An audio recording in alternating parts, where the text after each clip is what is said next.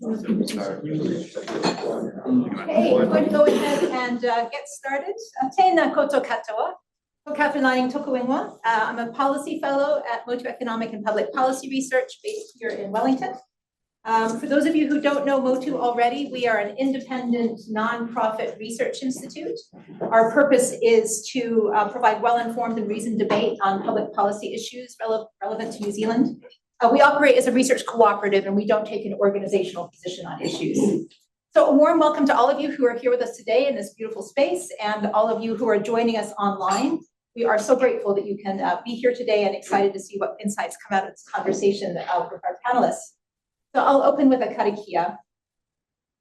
Mori oko, mori tu, mori ora, kia tato, homie, huye, tai kie. Life force awakened, the life force stand tall, life force all wellness, good health for all. Join together, unite. The group is ready to progress for the purpose of coming together. If you're having any difficulties hearing us online, please send through a chat. We're monitoring the chat. We just want to make sure the technology is working for you. I'll start with a couple of housekeeping announcements. The bathrooms are accessible just around to the side here. If you just kind of wander around to the right. There's a second set of accessible bathrooms on level 24, which is one below us. In terms of emergency exits are located at the bottom and top of the internal spiral staircase. In the event of a fire emergency, please leave the building immediately using the nearest exit. Please don't use the elevators and leave personal items behind.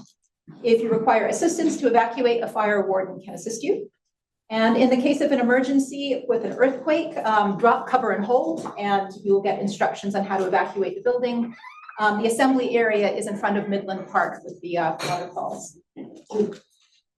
The second item of business is acknowledgements. First of all, we want to say thanks to Russell McVeigh for hosting us in this stunning space. We get to enjoy this view as we listen to our speakers. We also want to thank the Treasury, Statistics New Zealand, and the Energy Efficiency and Conservation Authority for supporting Motu's public policy seminar series. You can subscribe to future seminars by visiting motu.nz, and the recording and the slides from today will be made available on Motu's website. So today's seminar is focused on recent developments in international climate change policy and their implications for the future climate change negotiations. This is a truly extraordinary time to be having this conversation, and we're really grateful for our speakers joining us today. So first, I'm introducing Professor Miranda Schurz, the Chair of Climate and Environmental Policy at the Munich School of Politics and Public Policy, Technical University of Munich. She investigates environmental movements, green politics, and climate policy making, both comparatively and internationally. She has lived and researched in Europe, the United States, and Asia. She also specializes in the politics surrounding the disposal of highly radioactive waste. In 2011, Professor Schurz was appointed by Chancellor Angela Merkel as a member of the Ethics Committee for a Secure Energy Supply. In 2016, she was appointed by the German Bundestag as a member of the committee established to bring citizens' voices and ensure greater transparency in a search for disposal sites for highly radioactive waste. He was a member of the German Council on the Environment and from 2008 to 2016, and served both as vice chair and chair of the European Advisory Council on Environment and Sustainable Development.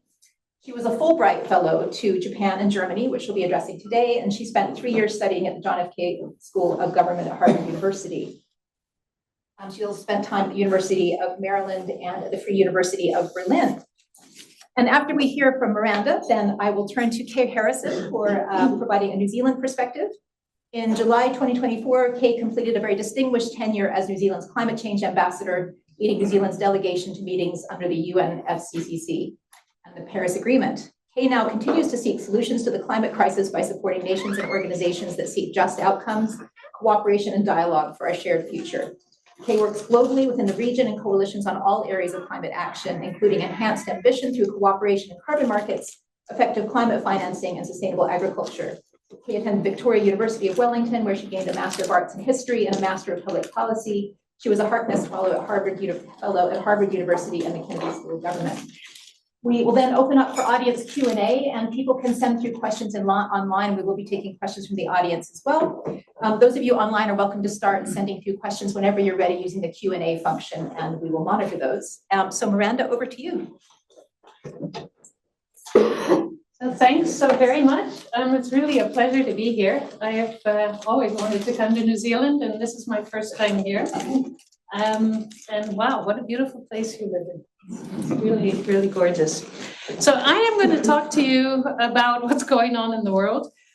It's a big picture presentation. I myself grew up in New York. I've lived in Germany for the last 15 plus years. And I spend a lot of time in Japan and in China. So my presentation will draw a little bit on this background. I will also say that the world right now is very, very difficult to analyze. There are so many changes that are happening, and what their real implications are, we're actually too close to a lot of what's going on. So don't expect that I can tell you what's going to happen, but let's think about it a little bit together. And let's see if this will work. Yeah, so, oh no, I have to go back. So very quickly, I'll start a little bit with a European perspective, although not only European, and it's a question of why are we dealing with climate change as an issue? The science behind climate change, I'll get to in a minute. But I also wanted to point out that climate change and the politics around it is far more than just a reaction to climate change. And I want to say that because if you want to understand why changes are happening, you can't assume that everybody is influenced by scientific arguments. And a lot of what's going on actually has to do with other things. From a European perspective, Europe has to import almost everything it has. It has to import oil and coal and gas and minerals. So it's very import dependent. And that means that doing business is very expensive in Europe. Labor costs are high. People take long vacations, making labor costs even higher. It's actually a place where you wouldn't expect a whole lot of competitiveness in the global system, especially when you have to import everything. So in the past, if you ask how is it that Europe has managed to be economically strong, a lot of that has to do with efficiencies, a lot of it has to do with productivity. And in the future, the question is, what do you do? And the same, I think you could say, would be the case for New Zealand. What's your long-term opportunity, right? There's also been questions about supply chains. We're now talking about building renewables. We need far more wind turbines and solar panels. And these require certain minerals that are only accessible in a small set of locations in the world. So supply chain politics is starting to become bigger in policymakers' minds. The whole question of jobs and growth, where does that come from? What's the economy of the future as opposed to the economy of the past? And then we can think also about questions of equity. To what extent do we think about who is winning and who's losing from the way we do business today? And what does it mean also for future generations? So all of these kinds of factors are also playing into the politics around climate change. There are also a lot of debates that have gotten increasingly strong over the last 10 to 20 years. You may have heard of the planetary boundaries debates. There's a lot of scientists who are also very skeptical about the concept of planetary boundaries, but politically it has a lot of impact. The idea that in many different spheres of environment, we're stretching what the planet can naturally deal with, whether it's the acidification of the oceans or its stratospheric ozone depletion or climate change. So these scientific thoughts are definitely there and they've gained more attention. The scientists, and this is kind of the extreme example here, will say we're in big trouble. If you look at 800,000 years of CO2 emissions, you see rises and declines in the amount of CO2 in the atmosphere as measured by ice cores or tree rings that you found from petrified trees. There's lots of different ways scientists can measure how much CO2 was in the atmosphere in the past. And you can see it's always gone up and down. But in recent times, we're at a level we haven't seen in, actually, other scientists will say as many as 4 million years. If you go back to the age of the dinosaurs, then the CO2 in the atmosphere was much higher. But we're talking about the period of time that humans have lived on the planet as, if we can call us civilized beings, right? So what has made it possible for us to, as humans, survive on the planet? And one important dimension has been a relatively stable climate. And that is, we believe, linked to greenhouse gas emissions. So I'm now going to switch a little bit to Europe and how Europe has been dealing with these different arguments. And one is very much like many other parts of the world. Europe has said, we really need to do something about this intergenerational equity, thinking about what we're doing also to our human health, concerns about the long-term future have pushed the idea of climate neutrality. So Europe wants to be the first continent to be climate neutral by 2050. And climate neutrality means not only setting targets for 2050, but setting medium-term targets for 2030, for 2040. Europe has set a target to reduce its emissions by 55% by 2030. And you always have to ask 55% compared to what? 55% compared to the level they were in 1990.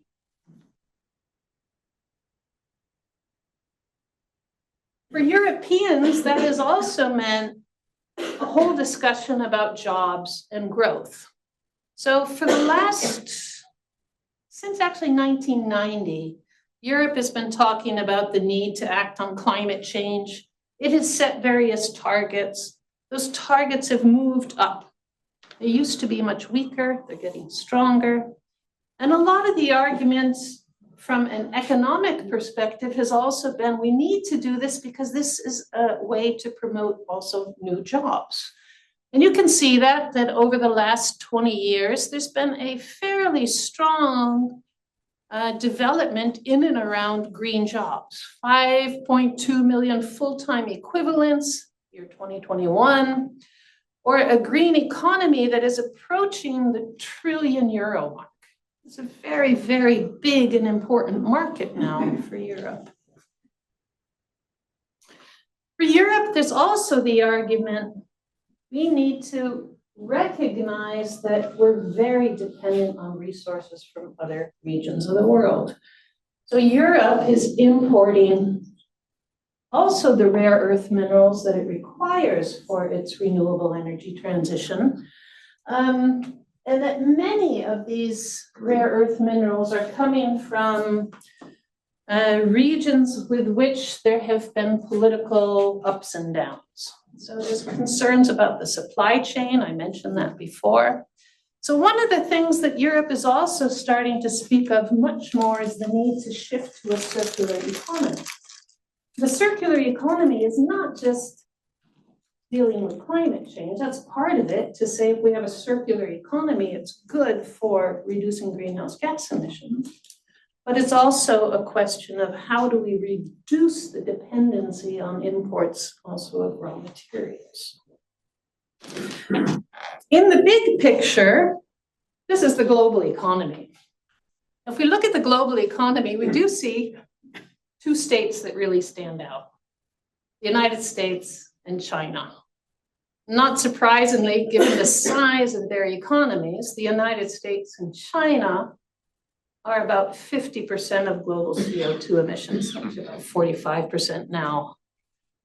Europe, as presented here by the visual capitals, you'll see they managed to put Russia in here too. Not everybody in Europe would agree with this right now. But Europe, when you combine the smaller countries, is also a big player in the global economy. And then you get the rest of the world. Notice India here. much smaller than China in terms of its economy, although it is growing. If we look at the European economy, just to help you understand some of the things we're going to talk about, Germany is about 20% of the European economy. So when we talk about what we're doing with climate change, Germany, we talk a lot about Germany, and it's because Germany is and has been the economic engine of Europe. Germany has also had a Green Party that's been part of its government, and the Green Party has been influential politically for many, many years, even when it's not in government. It's also been a factor in helping to green the other political parties to some extent. Germany has taken climate change one step further than the rest of Europe. Instead of a 2050 target, Germany has a 2045 target for climate neutrality. So if Europe is going to meet its 2050 target, Germany needs to meet its 2045 target. Otherwise, it's not going to work. I also mentioned that something that's really important for Europe is thinking about the future. If your economy is based on imports for all of the critical inputs, and you have to think about how are you going to compete in the future. And one area that has captured the minds of Europeans is that the economy of the future is not going to be coal mines, and it's not going to be oil and gas drilling. It's going to have to be in other areas. And the clean tech revolution is obviously one of those areas. We're not going to be able to continue with climate change happening unless we make the shift to a new kind of industrial structure. So we talk about the fourth industrial revolution that needs to be going on. The fourth industrial revolution is no longer the revolution that was based on fossil fuels, which is the third industrial revolution. The fourth industrial revolution is based on efficiency. It's based on renewable energy. It's based on digital technologies and artificial intelligence. And so politically, that's very much where Europe is shifting to. But who are the competitors? And this may help us understand another dimension that I haven't really pulled in yet, and that's what's going on in the United States. This shows green tech exports and which countries are dominating. Well, globally, China, this is 2019, this is 2022. China dominates in the global export of clean tech. Germany isn't doing bad if you consider that Germany is 85 million people and China is 1.4 billion people.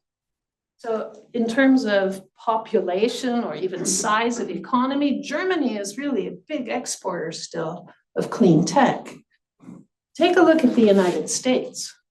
The United States has a population of about 350 million.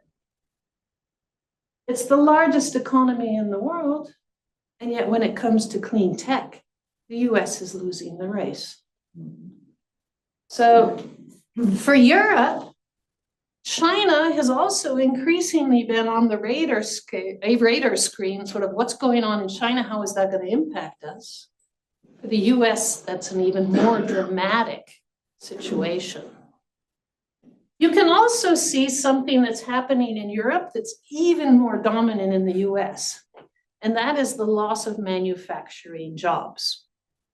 So only in a handful of European countries, Romania, Bulgaria, Lithuania, have you seen a slight increase in manufacturing jobs. Everywhere else, it's been on the decline.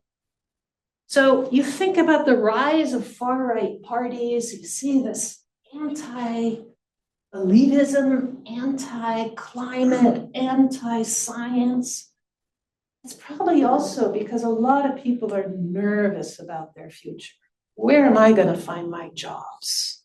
What am I going to do in the future? I don't understand this artificial intelligence stuff. And then they're talking about climate change, and oh, it's so complicated. You can kind of understand the rise of concern, populism in this situation. Yeah, so Europe has done reasonably well. It hasn't lost as much of the manufacturing as has been the case in the US. You see some ups and downs. The period in and around the COVID years started to impact Europe, much like everywhere else in the world. So I'm going to just keep going here and say, well, let's look at global manufacturing capacity in and around the clean tech future. Red is China. Blue is the United States, and that light green is Europe. And what you see is that in many, many critical areas in and around the clean tech revolution, China is really in control. China has succeeded in doing something we always wanted China to do. We forget that. We've always been pushing China to do more on climate change. And now that they're doing a lot on climate change, a lot of people are saying, uh-oh, that's not quite what we were expecting. But it does play a lot into the politics of today. Solar installations, I should have given you the latest update. China has put in more solar capacity in 2024 and in 2023 and in 2022 than all of the rest of the world combined. That's a lot of transition towards renewables. And it's not just in solar. I could tell you the same story with wind, with solar thermal, also with other areas like geothermal or carbon capture and storage research. China is investing a lot of money into these areas. This graph's a little bit old, it's a decade old, but it shows you a tendency that was already beginning a long time ago. And this is related to where do we put our research dollars and where are we investing? China began already, let's say sometime around 2005 to say, the future is partly in clean tech. Think about it. China never managed, despite its huge economy, never managed to become that global superpower in and around the old technologies. It never managed with the conventional automobile. It had 9 major automobile companies, but before 10 years ago, you didn't know anything about it, right? And what do you see now? Who's dominating the automobile of the future?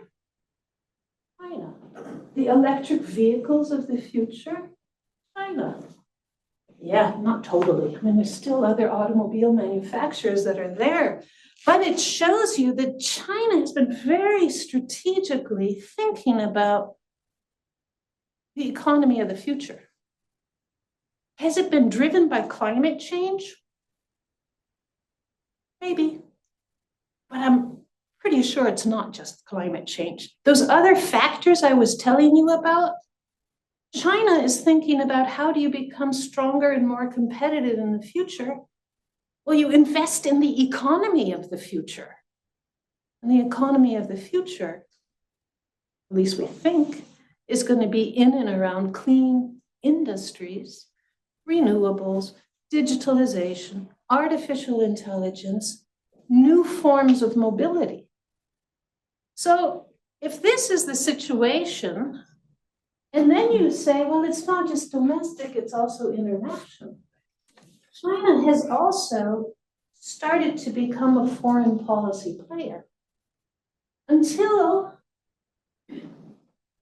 2000, maybe, China was largely focused on its own development. It was largely focused inwards. And as its economy started to grow, it started to look more about international politics and policy. It was also pushed to do that. China was also pushed by other countries to take on more responsibility. And it's doing that. The Silk Road, the Belt and Road Initiative is also called, an effort to take foreign policy concepts from China into its neighborhood. Here you see it in moving into South and Southeast Asia, and also now more and more into Africa. China has, for the last 20 years, increasingly expanded its global role, including in and around clean tech. I was in Rwanda a few months ago, and what I heard on the street said, interesting. You know, they said to me, the French, they come here and they build roads, and the roads, after 3 years, you can't drive on them anymore. Now the Chinese come in and they build the roads, and the roads are good. So attitudes in other parts of the world may also be shifting. I don't want to be totally one-sided here. I've also heard negative things. You know, China comes in and maybe people aren't getting enough a salary for the jobs they do, insecurity, never hiring people from the locals to be in higher positions. But those kinds of complaints are definitely there too. But China has also said, we're playing the global game. When the United States pulled out of the international climate negotiations in the first Trump era,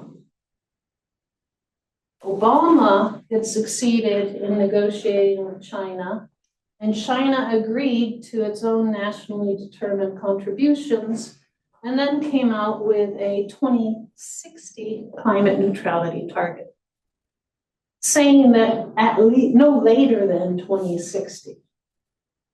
China often criticizes Europe and says Europe sets targets and then doesn't meet them.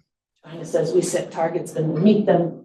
Europe looks at China and says, your targets are too loose and too late. But what we're seeing is that China has surpassed its renewable energy targets. Europe has also. And we're seeing that despite the US pulling out of the Paris Agreement in the first Trump regime, China stayed on board. Now that the Trump administration has signaled it is leaving the Paris Agreement again, the question will be, what will China do?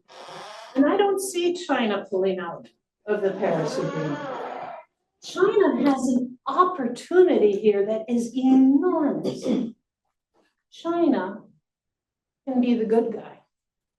China can be the country that is going to help deal with strategic problems of climate change and continue to invest in an economy of the future.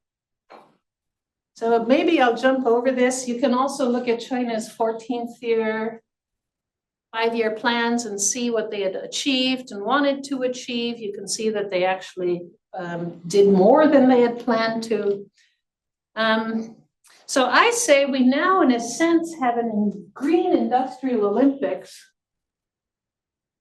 with China in the lead and the Europe trying to stay close, catch up a little bit, and the United States kind of far behind.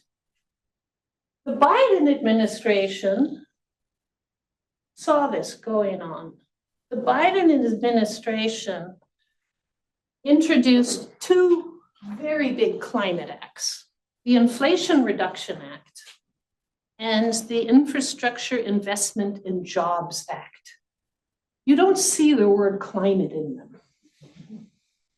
This is what I would call the censorship that has begun in the United States, that climate change is woke, and woke means left, and left means too liberal, right? So climate change is something that the Biden administration had to tiptoe around. But if you look at the content of the Inflation Reduction Act and the Infrastructure Investment and Jobs Act, a lot of what it is about is investing in the clean technology and infrastructure. So far, to the best of my knowledge, the Trump administration, Trump 2, has not unraveled these yet. Will he? Big question mark. Will he tackle elements of it? Highly likely. But he would also have a lot of pushback because there are also a lot of regions that are Republican controlled that are benefiting from this, jobs, investments. But like I said, it's very hard to understand what the implications of the very dramatic changes in US politics right now will mean for the long run. But you may have noticed that the Trump administration is not the biggest fan of climate change. Pulling out of the Paris Agreement, I don't know if you've looked at any of the US governmental websites lately. They have largely been rewritten to remove the word climate change. And in many of the departments, climate change activities have either been defunded or greatly sized down. I'm expecting that the US Environmental Protection Agency will be slashed to about 30% of its Biden era size. So big changes. What does it mean for the Green Industrial Olympics? Unless there's a pretty rapid change in what's going on in US politics, I actually think it's a huge problem for the United States. The funding that is coming from China and from Europe, it could also decline because of what's happening with the global economics and inflation. Money's going to get tighter. But US and Europe are not going to, not US, Europe and China are not going to abandon climate change. And if the US continues in the path that it has started to go down with the Trump administration, then that's the big question. Will the US be able to keep up in those Olympics? Europe in May of last year said, we need to react to what's going on, and they passed the Net Zero Industry Act. This is putting additional pressure on European industry to go climate neutral. And it's largely not a reaction so much to the US as a reaction to China. To say that if Europe wants to catch up in these Olympics, then European industry needs to move further and faster. And that means reducing some of the permitting problems. There's a lot of bureaucracy involved. There are ideas that they might take from the Trump administration. Downsize some of that government that gets in the way. I can't imagine that they'll go in the direction of Trump in a big way. The idea of how to promote more investments, simplify the legal framework, and how do we go further with meeting domestic needs, circular economy, reduce the amount of imports you need from other areas, but maybe, and this is something that my slides don't include, it gives me a chance to wrap up here. Maybe it also means that the geopolitics globally have changed so much that Europe will now start to rethink its partnerships. And I also think it probably means New Zealand needs to rethink its partnerships. Maybe we were all very comfortable in a geopolitical situation that seemed relatively stable for a long time. It's not so stable anymore. And that probably means the need for more diversification and partnerships. And it means thinking much more about how those partnerships can move you forward rather than just thinking about how do we stay with what we have, which is hard to sell like politically, but will probably be very important for the long-term economic situation. I'll skip over this. These are just some of the areas in which Europe has been investing a lot lately in an effort to do some catch-up. Grid technologies is one of the big problems for us right now. We haven't invested enough in the grid. We haven't invested enough in that big infrastructure development, and that slows things down a lot. So I'm going to just stop here because I've been talking too long and give Kay a chance to jump in. Thanks very much.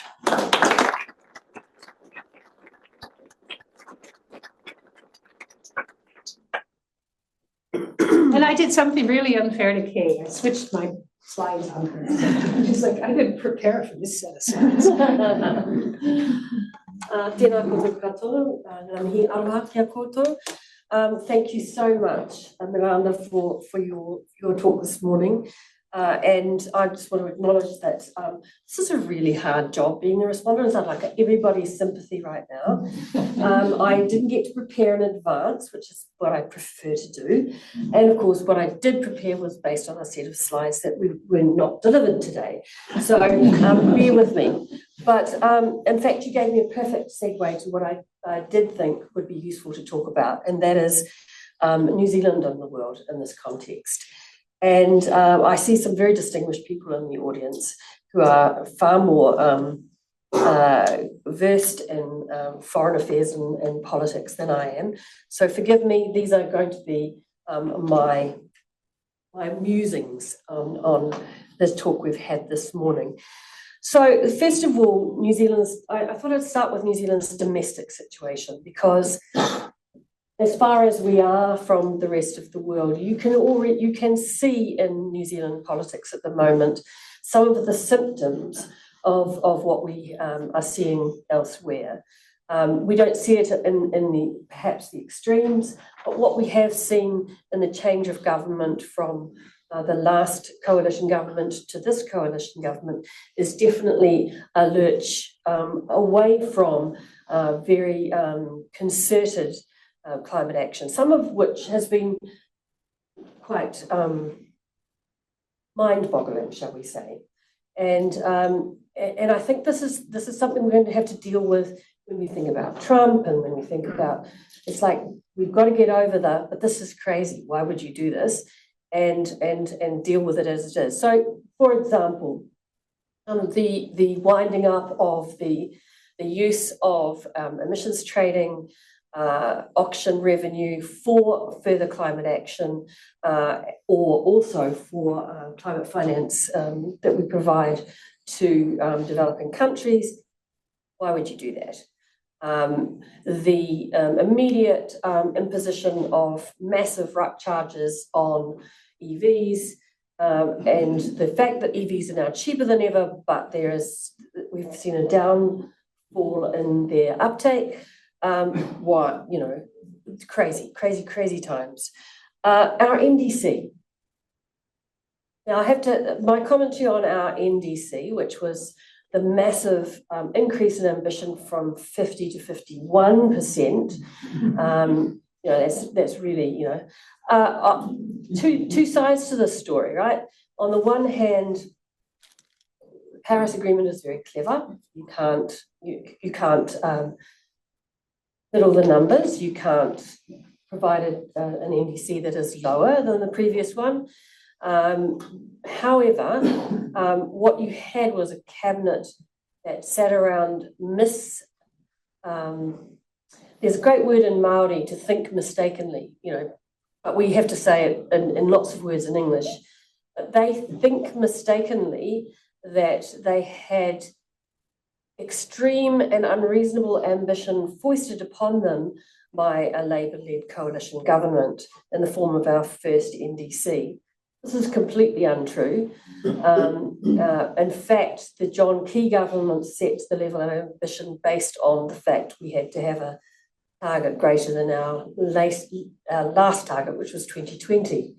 Now so you have a cabinet who's sitting around saying, well, what the heck is this? And why did James and Jacinda voice this on us? And why don't we just throw up our hands and say we can't do it? Because they've forgotten completely that this is not about a domestic-only target. And so what you've got is a cabinet that is sitting around thinking very hard about why are we doing this at all. So the fact that Simon Watts has achieved having an NDC of 51%, I actually think is something that I will congratulate him on the next time I see him, because I thought that would be the point at which we might cave ourselves.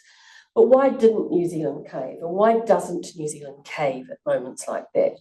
Well, that's because we can't ever, I think, but never say never, we can't really afford ever to be Trumpian, because we know in our bones how dependent we are on those who buy our exports and those who keep us safe. So where do we look for that, and where have we been looking? I would say as well that all those changes that we have seen and the diminished action on climate change in New Zealand has not been fatal. I remember some of my colleagues saying, "Oh my God, this is bad."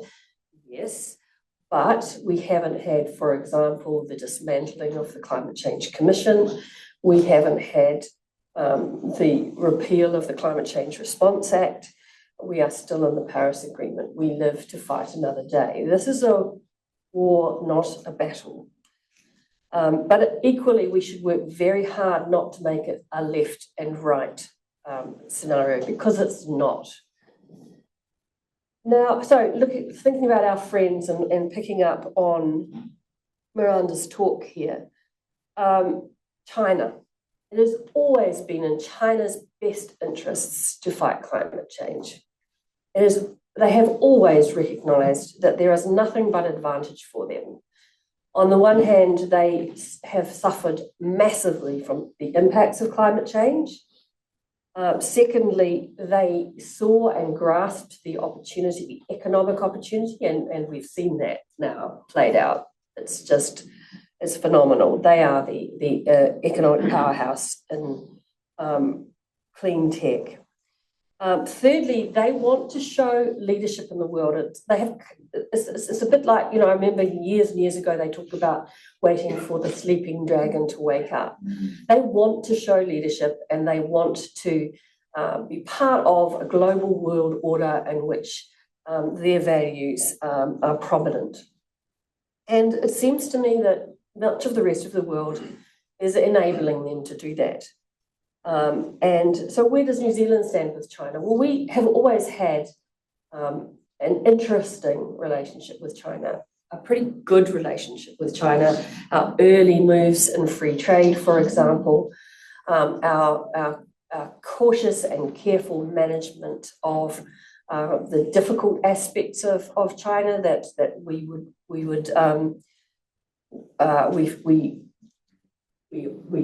do not support.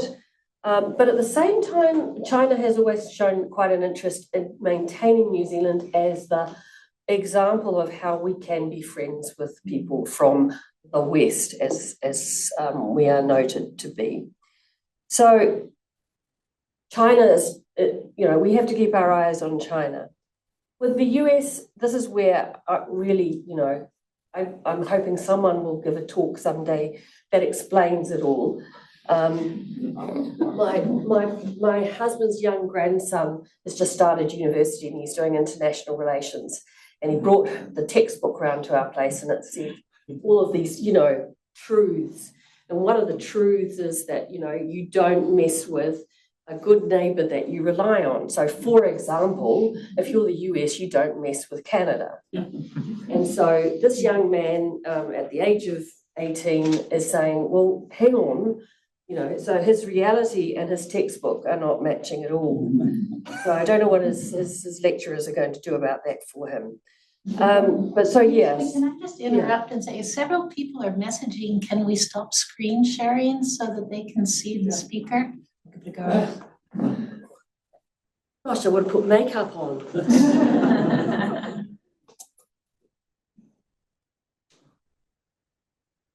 Yeah, so the Trumpian regime, I mean, you know, when Trump was first re-elected,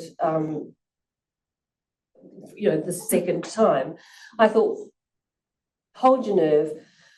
I was there in 2016. I remember distinctly being at the COP in Marrakesh, and I was with the minister was Paula Bennett, and the day of the election results, we went in to meet with the Chinese Xie Zhenhua and his team, and it felt to me like we were looking at one another to see if one of us was going to blink. But actually, you know, there was none of that. I mean, yeah, my American colleagues were crying in the corner and things like that. But the rest of us were actually just getting on with the job. We did get a lot of pressure from the United States at the time in terms of what we were negotiating on, that, hey, you'd better do this because otherwise we'll never be back, you know, and things like that. And so this is kind of what I expected to have occur on the second occasion. But really, the thing that is more disturbing than Trump is the fact that so many millions of people in the United States actually voted for him. So they knew what they were getting. You could say the first time was kind of a mistake or an accident, but the second time they were doubling down. And that is the thing that I think we need to be putting our attention into, is what are those elements of society for whom that was an important and appealing release alternative to what maybe we would offer. And many have said that there are large pockets of our society who are in other ways disenfranchised, who are not heard. And when it comes to the climate change message, it's one that has to be tailored to the people involved. Yes, climate action is always in one's best interests. But as you said right at the beginning, not everyone is going to act rationally on the basis of the climate science. And so we need to relate to one another as diverse human beings in order to find the pathway through. This is the ultimate act of human collaboration. And so much of what's going on in the world is anti-collaboration. I was reading this book by George Marshall called Don't Even Think About It. And I think it was him who said, policies should be tested against the degree to which they promote collaboration and cooperation, as opposed to, you know, other policy outcomes. And I think that's probably a useful message for us. The last place I'll talk about is the Pacific, and that's critical to us. We are a Pacific nation, and we can see China playing a much bigger part in the Pacific at the moment. The test that I think we need to look out for, and the thing we need to be advocating for with our government, is a doubling down on their response in climate finance. There's a very big risk that the climate finance that was put forward, 1.3 billion over 5 years with the last government, that will not be, you know, there's a risk it won't be matched, but it should be considerably enhanced. And one of the big risks to it not being matched is the fact that, well, you have a foreign minister who thinks climate change is, you know, a natural phenomenon, and you also have the source of much of that climate finance, 800 million of it, was in fact from the ETS revenue. You do what you do to the ETS, you don't auction, you don't have revenue, and then you decide you're going to spend the revenue on tax breaks for, yeah, you know the story. So I guess my last message is we have to contain the, oh my God, this is crazy set of thoughts, and deeply delve into What is the nature of collaboration and cooperation, especially with those who don't think as we do? And that's whether it's at a country level and internationally or in our neighbourhood. Thank you.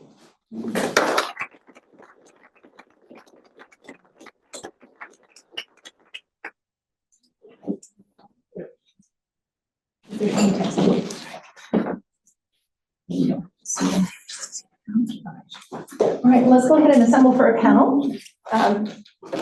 Emma's going to check to see if there's a way for us to turn off the infinity loop on the main screen. Otherwise, I'll have to ask for your indulgence. But why don't you go ahead and take a seat? And for those of you who are online, you're welcome to send through some questions, and I'll try to monitor those here. And first of all, a huge thanks to both of you for your very thoughtful, yeah, please come on. This is a several-way conversation for your interventions. They're both fascinating, and I know I've got lots of questions, so please, I'll turn to the audience in just a moment. Both of you touched on this issue of consensus for how we operate together, and the UNFCCC negotiation process is always run on this process of consensus, and as a result, the decisions have tended to be lowest common denominator, extremely slow, unwieldy. The rate of progress has not matched the rate of the challenge, and with this level of disruption, do you feel like it opens a new window for coalitions of the willing to get more done, or do you think that this consensus-based model needs to be maintained? Just curious to see if you think there might be openings here for to see the opportunity in the crisis, I guess. And Miranda, I'll invite you to go first. I like what you said, opportunity in crisis, because in fact, that's the best way to make forward progress. Every crisis is an opportunity. And if we don't take it as an opportunity, then it's a really big chance that is lost. And I would say here, the opportunity is that we don't abandon the international negotiations, for one thing, because they remain incredibly important, but that we start to think about how do we make forward progress in other ways as well. Coalitions of the willing, that term got a little bit problematized during the Iraq War. But essentially the idea of forming clubs, groups that are willing to move forward on phasing out coal, for example, or that are willing to say, let's do 30% methane reduction and then move that upwards. They can be very important ways of continue to make progress when other things slow down. And the reason I would say we shouldn't abandon the international negotiations is that that's one of the only places where the small actors have a voice, and they need to have a voice. When the 40 plus countries that are the small island countries raise their voice together in unity and say, we are going to be really impacted by sea level rise, they can be heard in the international negotiations. At the same time, the international negotiations are a very slow process, and they've perhaps become too much of a big party in a way. When every international negotiation now has 40 to 100,000 people who fly to a negotiation, realistically, it's become too big of a party. And so it might be that they do need to rethink a little bit how they are happening. Thank you. Yeah, the international negotiations are, I think, remain a key part of our climate action, but they're only one actor. I mean, there are also all of the legal cases that are underway. There's personal action that's taken, but that intergovernmental point once a year, I think, remains crucial.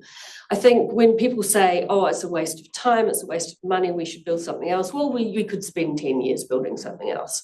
And how far in our action does that take us? It doesn't.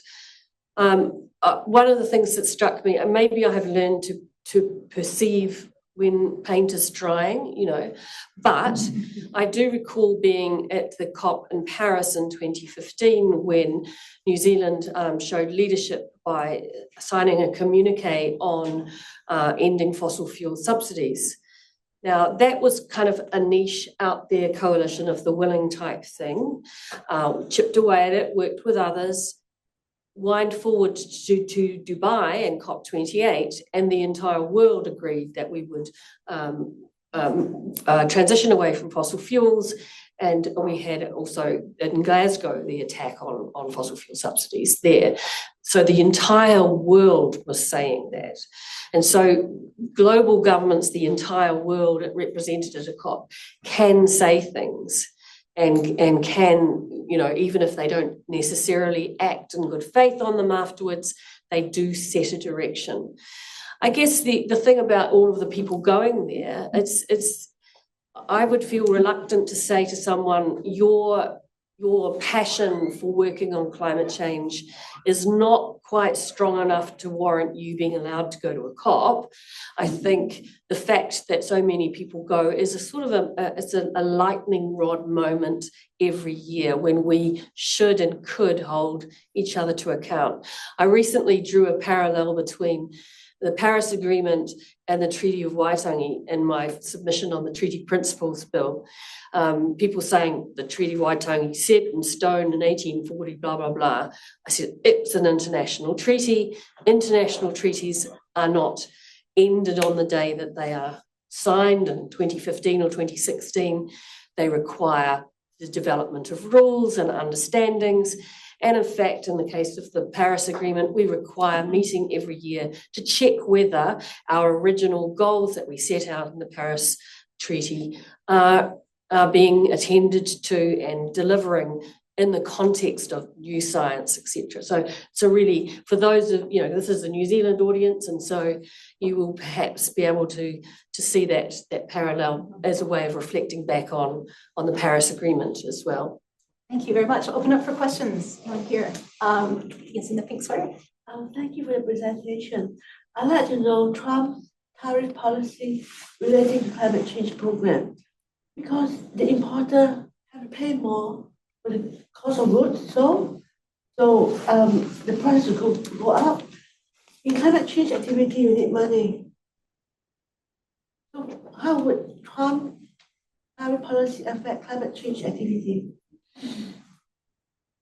Well, it could be very, very complicated in that if the tariff policy is sustained in its current form or intensifies as he threatens to do, that inflation will rise, purchasing power will decline, and as a result, emissions actually drop because the US economy goes into a recession or stagnation.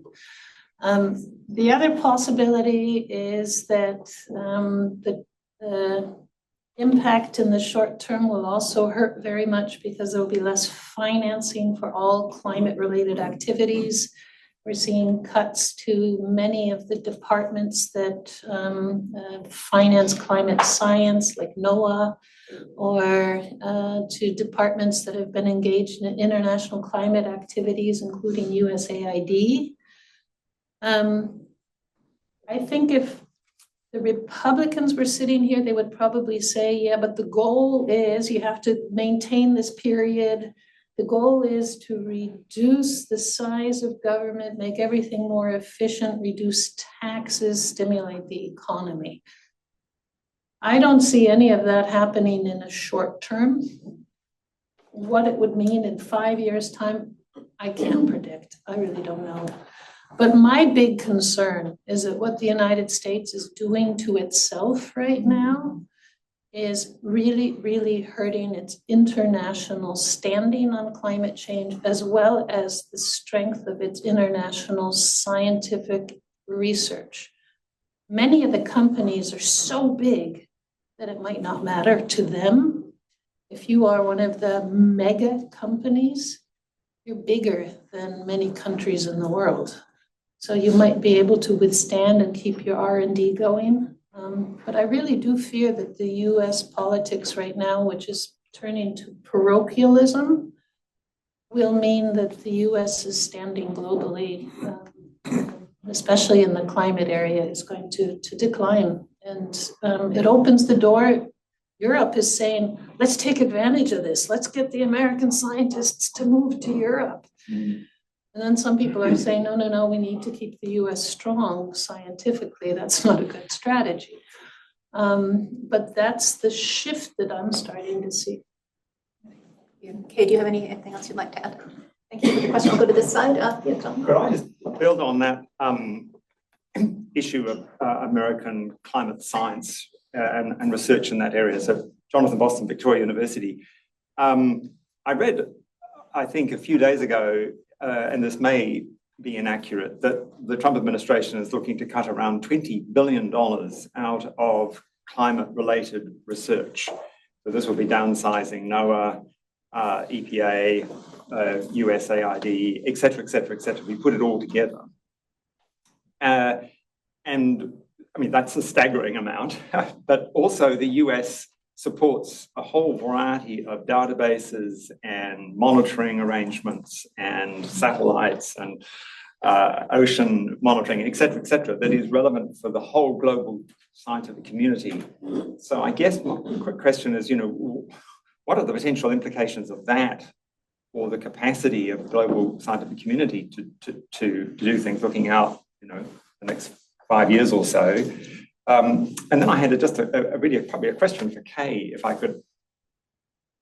If as it's now the case, the US has pulled out of Paris, and it seems that can happen pretty quickly now, does that mean it won't be going to UNFCCC conferences, or will they still go to UNFCCC conferences but not participate in anything to do with?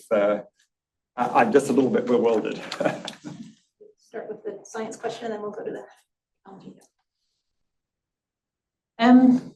So I think what you are saying about the potential long-term implications, they are huge.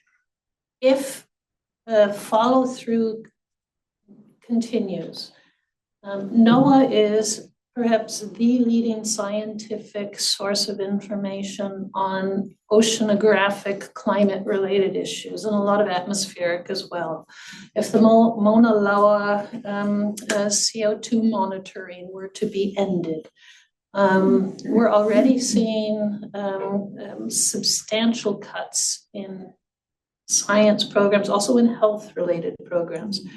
I will say I am baffled by this because I don't care where you stand politically, you are basically hurting your long-term future with these positions. And I imagine that the backlash is going to start pretty strongly. I'm surprised it hasn't been stronger. But I think there is also a real strong anti-establishment hatred in the US. I would call it a hatred. And it runs so deep that I think there's a willingness to take that risk and cut these things.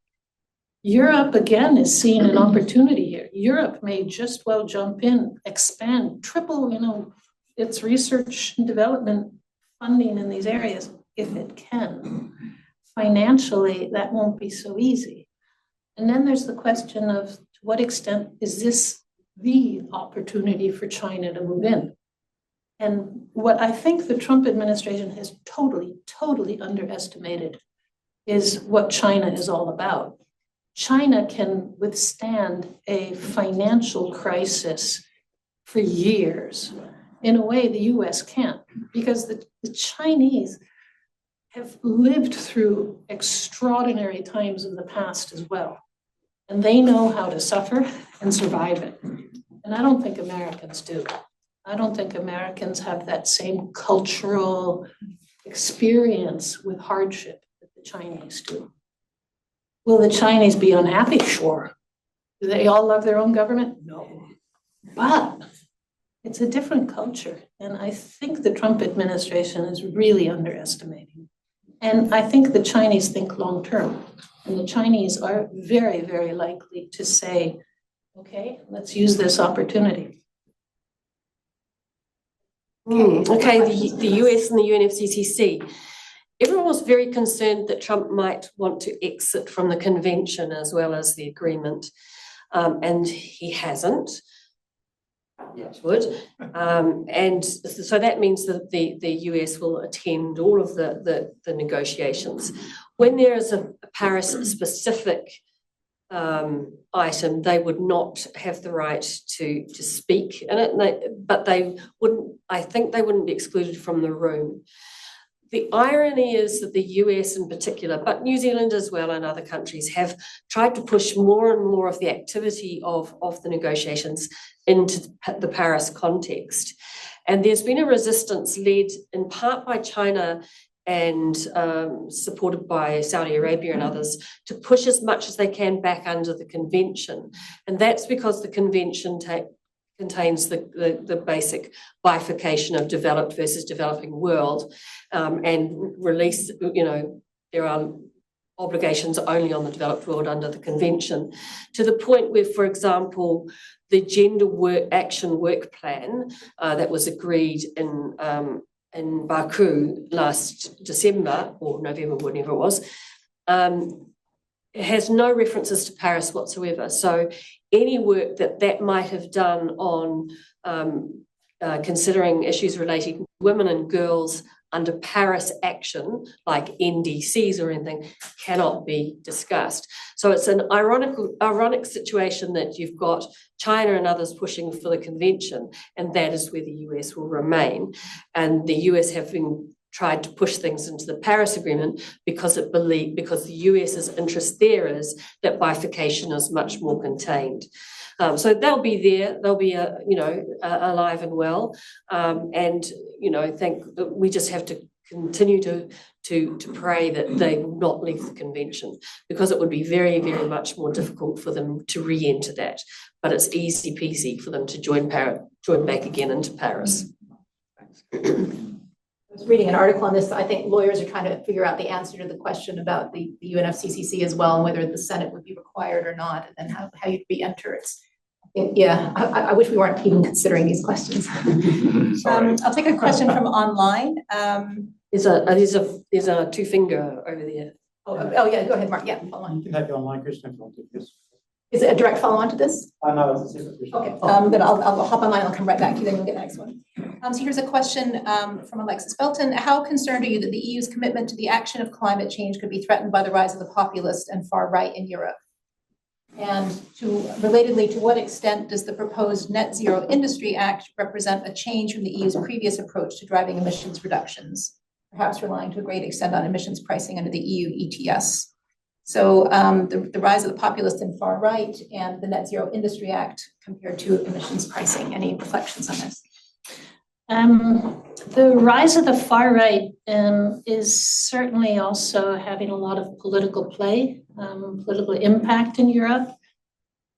Something that is different between the far right in the US and the far right in Europe is that traditionally the far right in Europe has always accepted that climate change is a problem.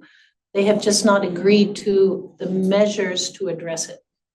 They haven't questioned whether or not climate change is happening in the way that we have seen that among climate denialism and some climate skepticism in the US. That's changing a little bit. Some of the far-right parties in the US, in Europe, are now starting to also question whether or not climate change really is happening. But I think they're a fairly small minority. I may be wrong, I often am, but I think that the far right in Europe is probably being damaged by the far right in the US right now. I think that the extremism of the Trump regime is scaring people in Europe. And so it could well be that the far right parties don't do as well in the next election. And I also think that the far right in Europe did as well as it has in the last elections for two reasons. One is the war that Russia launched on Ukraine that led to an energy crisis in Europe in a dimension that other parts of the world didn't experience. Germany was importing over 40% of its gas from Russia, and within 8 months' time went to zero from Russia. And that meant that it had to import more expensive gas from other parts of the world. And the same is true actually for all of Europe. So we had an energy crisis with energy prices spiking which caused a lot of people a lot of pain. And probably something the government didn't spend enough time thinking about. They were very focused on climate change as well. Putting in some policies at the same time that that was happening that just pushed people over the edge, saying you now need to switch away from oil and gas heating and you need to do heat pumps, which are expensive. If you have an oil or gas furnace, to suddenly be told in the next few years you're going to have to switch, people panicked. So I think that played a role, and COVID played a role because people were also very angry with how their lives were impacted by the policies in and around COVID. That may be dying down a little bit now. Prices and electricity prices are starting to come down a little bit. Renewables have expanded. So I'm not sure that the far right will be as strong as they have been. Mark. Yeah, actually, my question was having been in Europe, and I was just listening to a debate in Sweden recently about how they are likely going to miss all their domestic environmental goals in the next, and so I don't think it's a far right discussion. I think it's even a centre right discussion. And my question was, how confident are you that Europe has actually got to present a coordinated front, and how much is climate perhaps becoming a second or third order concern for the European bloc? Because I guess my query is, I'm not sure it's quite as coordinated around this vision as you're perhaps portraying it to be. Yep, the Copernicus Institute came out with their annual report yesterday, or the day before, and it says that Europe is heating up at almost double the rate of other parts of the world. So there's been a 2.4 centigrade increase compared to the 1850s for average temperatures in Europe already. And you are experiencing a lot of changes agriculturally, weather patterns, et cetera, as a result. And what I said before about this isn't just a climate issue, it's an economic issue. I think that still really matters for Europe. So you can see with what just happened in Germany, I mentioned 20% of the economy, what Germany does impacts a lot. The new German coalition just came out, and climate change does not play a particularly big role in it. That does not, however, mean that Germany is going to suddenly reduce all of its climate policies and programs. But it probably does mean that Germany and Europe are not going to be holding the flag as strongly as they have been. You do have Hungary, where Orban is far right. He would love to join the United States right now, I think. There's definitely some hard far right in Europe as well. Scandinavia, which we always thought of as the progressive left, is now increasingly the conservative right. So there's definitely things going on. But I think a lot of the far right in Europe is more about immigration than anything else. And the latest statistics are the number of illegal immigrants coming in, not illegal, but what do they call it? Outside of the system immigrants is dropped by 30% since last year. So it could be that issue starts to not be as big in the news. I'm trying to be hopeful here. Thank you. I'll take a question from Arthur now. Yeah, thanks, Mary, very much for your presentation. You seem to imply that within Europe, you're trying to reduce your imports. The way you referred to circular economy was not just in the waste sense, but in terms of keeping more activity within Europe, and also a desire to boost manufacturing within Europe. They both sound very basically what Trump's trying to achieve in the US. So is it just that Europe is trying to achieve the same as Trump, but more politely? It's a nice question. I think that Europe is still very much multilateral, multinational, and the reason for that is Europe's a group of small countries, 27 countries that form this European Union. with a lot of additional partnerships like to Norway, the other EFTA countries, Switzerland. And Europe is also recognizing that it's never through a circular economy going to be able to achieve or get all the rare earth minerals it needs. There's just not enough in the circular economy available. Partnerships with other parts of the world will really matter.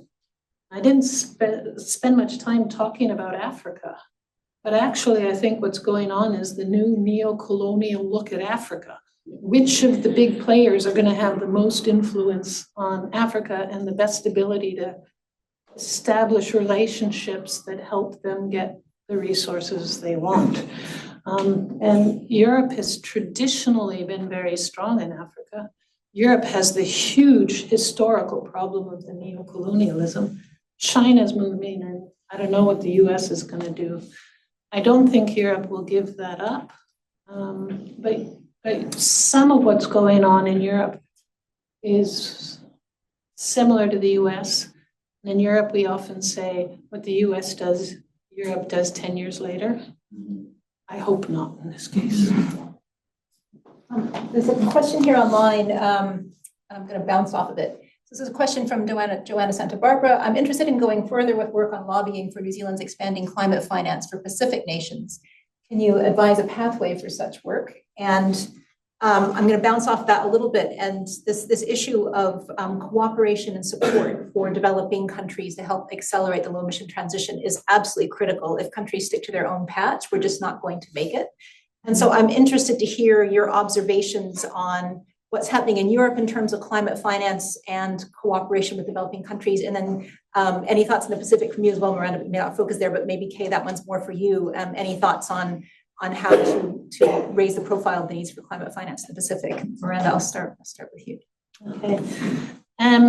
So one of the big questions that we're seeing now is what does the US cut on financing for international programs mean? What kind of hole and gap is there going to be? And to what extent can Europe help to fill that gap? And there's a lot of concern that Europe's not going to have a whole lot of extra financing to fill that gap, which raises the question, who might fill it? And it could be that it's China. It could also be India. We haven't talked about India here at all. India is no longer just this developing country. India is a middle-class country at this point in time, still with a lot of poverty. But I can imagine that we're going to have more global pluralism in thinking about these partnerships. But there's also the real fear that the small island states or the smaller states in the Pacific kind of fall off the radar screen when it comes to climate. And I think that's something we really have to work against. We really have to think about how to, from a moral perspective, but also, I mean, these small island states, these small low-lying countries, they're not all just islands. They have large populations who will really, really suffer, and many of them will be forced to migrate if they're not helped. So where do we find the financing? I think one of the big discussions needs to be what happens if we don't do it? What are the costs if we don't make this kind of assistance available? And it will be much, much higher. But again, I think crisis is also an opportunity, and it's also an opportunity for us to think about maybe not just climate mitigation, but climate adaptation, and to the extent possible, the co-benefits when they exist. Not everything is a co-benefit possibility, but there are things, planting mangrove forests would make so much sense. And it would be a huge CO2 sink and a relatively inexpensive thing that would also have benefits for the fishing industry. Maybe we also need to think more about how we can do financing that it also speaks to humans' real needs. I need to have a job. I need the fishing industry to be able to feed my family. Thank you. Okay.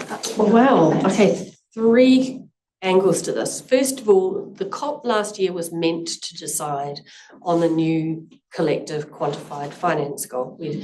back in 2009, developed countries said we will mobilise 100 billion per annum by 2020. But in Paris, that was kind of kicked a touch because the US and other countries were saying, look, this whole idea of developed versus developing is not going to be fit for purpose in 2030, let alone 2020, and we need to talk about financing in terms of capability. Some developing countries think that finance from developed to developing country is on the basis of historical responsibility. It's not New Zealand's position or the US's position, and that is the case. It's about capability. There were developed countries who were let off the hook when it came to climate financing at the time. So last year was meant to be the big time when we broke that mold and enabled and encouraged and exhorted China and others to really kick in on the climate finance that we need to see going to developing countries, or vulnerable countries, shall we say. That didn't happen, and that didn't happen because Trump was re-elected. And so we went to Baku, and it was almost like someone had taken the fizz out of the Coke, because we ended up having a negotiation which was about what is the 100 billion 2.0 version, and it was all about how much can Europe spend on this. And so, you know, the US was kind of not really there. We knew that nobody was really happy with the outcome. It didn't address the elephant in the room, which was the responsibility that China should be taking, and it didn't deal with that bifurcation, and it didn't deal with the volume of funds that countries needed. So that's the first thing. That was, I think, the biggest impact of the Trump election in international negotiations. The second thing, who's going to fund the Pacific and small-lying and low-lying states? It'll be China. China will go in there, and they will, because these countries will be in desperate need, they will take that money and there will be strings attached. And we'll all get all up on our high horse about it and anxious that our near neighbours, our good friends, our dear whānau, our whanaunga from the Pacific are going off to the Chinese. Well, you know, the third thing is, and this alludes to what you were saying, Catherine, is we have really missed a key point of the Paris Agreement desperately badly since 2015. And when we decided to send everyone home to do their homework on a nationally determined contribution, naturally countries started to think about their own transition pathways, and they equated their NDC with their own transition. And that was never going to work. That was a recipe for disaster, because for South Africa, the expense of your transition pathway is enormous, it's phenomenal. And you're not going to get climate finance to fill the gap there. What we needed was cooperation. We built cooperation into the Paris Agreement, and that's why the John Key-led government was prepared to set a target which we knew we would not be able to meet domestically, but would need to meet through cooperation in other countries. The International Emissions Trading Association said we could do twice as much if we activate this notion of cooperation and markets for climate action, twice as much, or we could use what the savings from it, we'd use the savings of it to do twice as much, or indeed it could cost us half as much, depending on which way you want to go. We've missed that whole story. Some people in New Zealand get that story. Some people in Switzerland and Singapore get that story, but we actually needed the whole world to grasp the importance of this. This is about cooperation for a shared endeavour. We are the beneficiaries of the coal-fired power stations in South Africa being shut down, not the, Thank you. Thanks. Thanks very much. We probably have time for one more question. Yes, in the picture. John O'Brien here. Thank you. My question's about New Zealand. We talked negatively about the US on climate policy, but on the first day of COP28 in Dubai, the winner of Fossil of the Day award was New Zealand. Minister Simon Watts didn't know what it was, but Wayne King, who used to work with me, kindly explained what the Fossil of the Day award was. So given that New Zealand government position currently is that we are committed to the emissions trading scheme, we're committed to our target, no one said that we're going to walk away. It's quite clear when you roll back the policies and you fast track projects without resource management act, when you roll back the EV policy, that New Zealand is not on track to meet its target. And as Kay eloquently pointed out, we have nearly 100 bilateral cooperation agreements signed under Article 6 from other countries, including Australia, which has signed 2 in the Pacific. New Zealand has signed none. So we have this rhetoric coming that we're going to meet the target when we're clearly not going to meet the target. So the question is, what happens to New Zealand in 2030? Do we go out and buy carbon credits? Do we just fail? What is going to happen 3 or 4 years from now? Because the whole thing, it's rather embarrassing. You know, we say the government says we're on track, we're going to do what we're going to do, and they're not going to. So what is going to happen a few years from now? Or is New Zealand just going to look stupid when 2030 comes around? Thank you. Let me just get my crystal ball. Yeah, I don't know. I mean,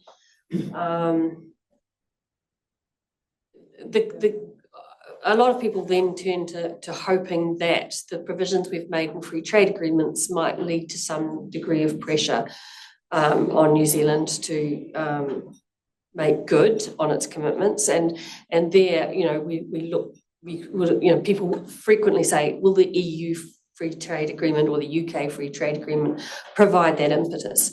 I think in the scheme of things, and with what's going down globally, we're not high up on the hit list of let's get these people back on track again. Do you know what I mean? So it's possible that we'll go under the radar for some time.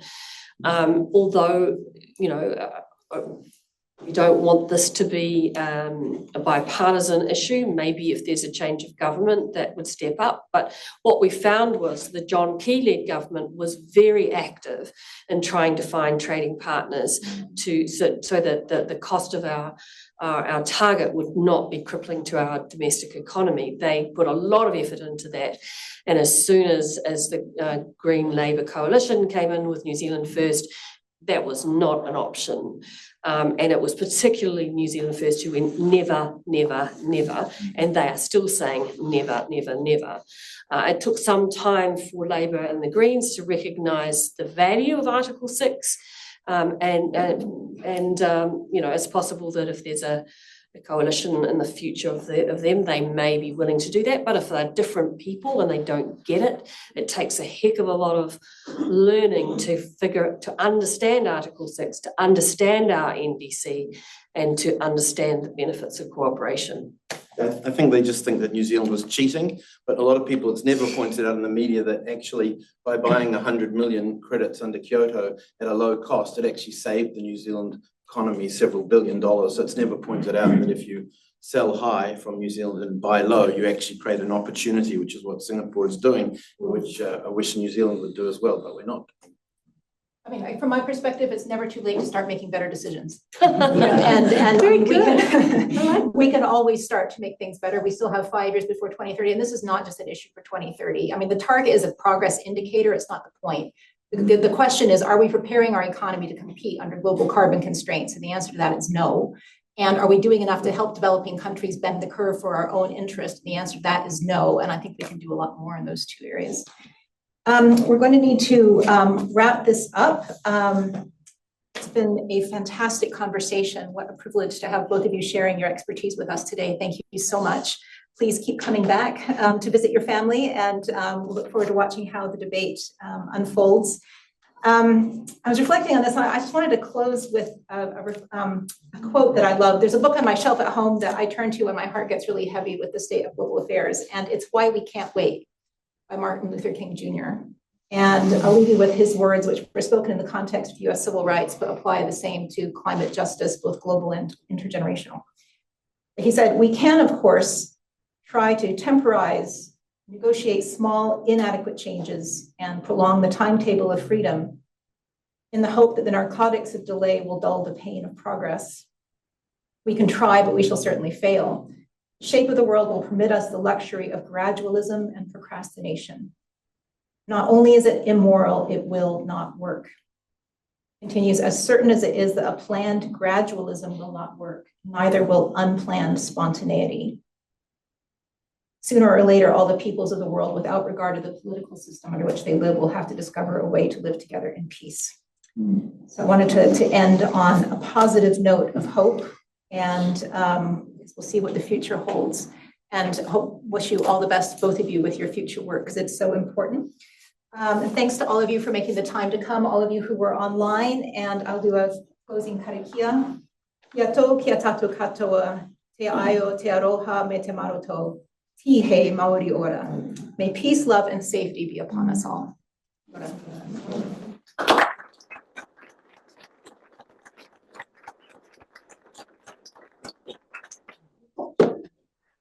What's the book? I can't wait. We can't wait. Yeah. I can't wait. We can't wait.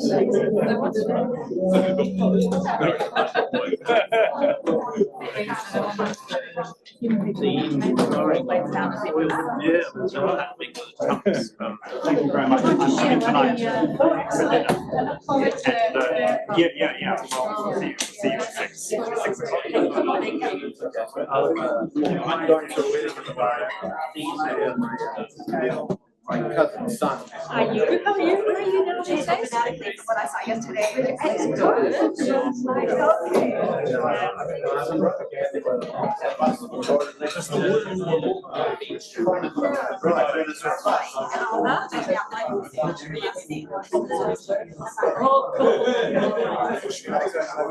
Oh, well, Christina will,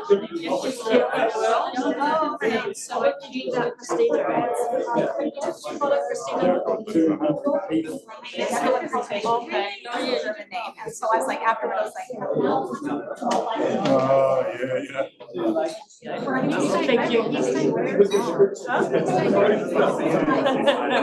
used to the What are you working on? Hope it was our